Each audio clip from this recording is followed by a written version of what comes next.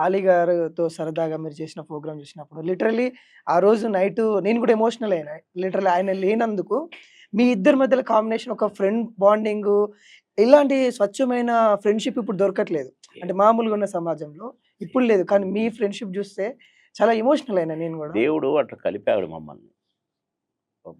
మా ఫస్ట్ కలయిక ఆయన విజయవాడ, నేను ఇటు. మాకు మాకు మేము కలుసుకునే అవకాశం లేదు. ఆయన ప్రొఫెషన్ వేరు. ఆయన బ్యాంకులో ఉద్యోగం, నేను రెవెన్యూ డిపార్ట్మెంట్‌లో ఉద్యోగం. కానీ బొబ్బిలి రాజాలో ఫస్ట్ కలుసుకున్నాము.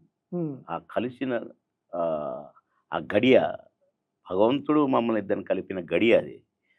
ఆ గడియలో కలుసుకున్న కాడి నుండి మొన్న ఆయన వెళ్ళిపోయే ముందు రోజు గూడా మేము అదే జోకులేసుకున్నాం. అలాగే మాట్లాడుకున్నాం. "ఏరా ఏంటి? ఎక్కడున్నావు?" "ఫలానా దగ్గరన్నా ఇట్లా షూటింగ్" అనంటే, "నువ్వు చేస్తూనే ఉన్నావులే నాకు తెలుసురా." హ్మ్. ఇయన్నీ ఇట్టా సరదాగా మాట్లాడిండు.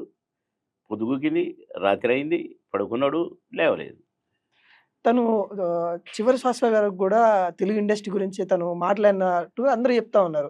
మీతోని గూడా ఇండస్ట్రీ నాకు గురించి గాని అస్సలు, ఏమన్నా అస్సలు, మాట్లాడారా? అసలు మా మా మాదే తప్ప హ్మ్. ఈ ఇండస్ట్రీకి సంబంధించి డిస్కషన్‌లు, ఆ ఎల్లయ్య గురించి, పుల్లయ్య గురించి డిస్కషన్‌లు అట్లాంటివి మా డిక్షనరీలో లేవు. మాకెప్పుడు ఆయన మాట్లాడలేదు, నేను మాట్లాడలేదు. ఆయన ఏది చేస్తాడో ఆయన ఇష్టం. నేనేది చేస్తున్నానో నా ఇష్టం. ఆయన కూడా ఎప్పుడు నాకు నా పర్సనల్ ఏది అడగలేదు. మా ఇంటి విషయాలు ఏమి అడగలేదు. కాకపోతే మా ఇద్దరికీ ఒకే సంఘటన జరిగింది.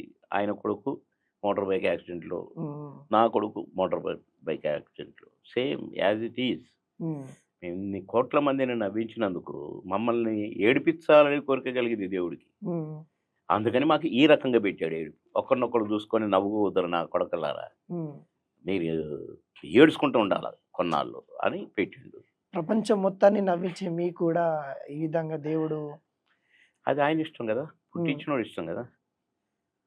ఏంటి ఇది తప్పు గదా! అని అడుగుతామా? అడగగలమా? కనపడతాడా మనకు? అవును. అది. అట్లా సృష్టి, సృష్టి.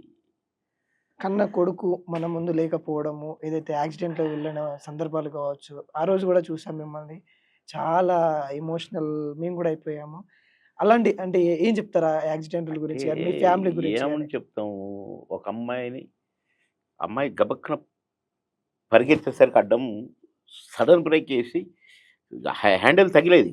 కానీ హ్మ్. హ్యాండిల్ తిప్పి వాడు స్లిప్ అయింది. హ్మ్. డివైడర్ కొట్టుకుంది.